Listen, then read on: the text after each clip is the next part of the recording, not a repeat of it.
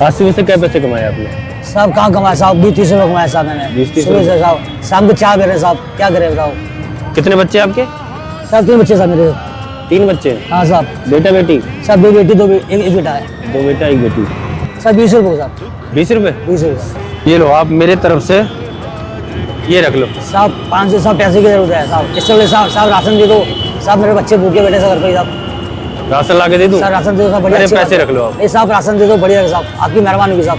तो 10 मिनट को मैं आपको राशन ला के देता हूँ। धन्यवाद भाई जी ये साहब, लीजिए। आप आ गए साहब, बहुत धन्यवाद साहब।